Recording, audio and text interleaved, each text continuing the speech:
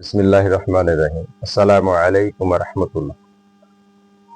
স্নেহের শিক্ষার্থীরা, আজকে তোমাদের আমি একটা নিয়ম নিয়ে একটু কথা বলতে চাচ্ছি। আশা করি তোমরা সবাই ভালো আছো। আলহামদুলিল্লাহ, আমিও তোমাদের দোয়া এবং আল্লাহর ইচ্ছায় অনেক ভালো আছি।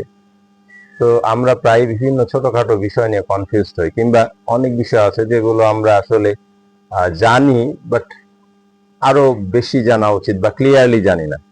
যেমন দেখো, আমরা এটা জানি যে কোনো সাবজেক্টের কর্তা যদি থার্ড পারসন সিঙ্গুলার হয়, তাহলে ভার্বের শেষে এস অথবা ইএস যুক্ত হয়।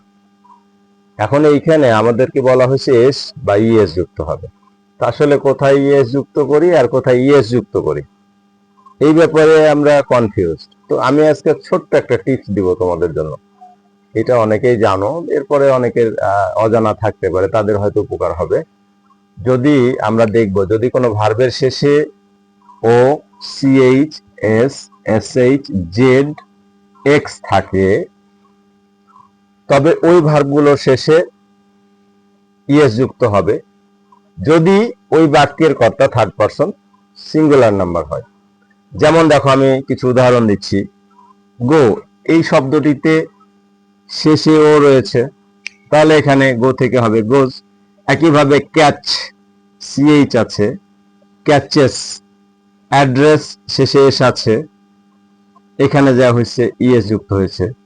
এরপরে পুশ, পুশ থেকে পুশেস। ঠিক একইভাবে ফ্রিজ, জেড রয়েছে, ফ্রিজেস। আমার মনে হয় তোমাদের ক্লাসটা ভালো লাগবে।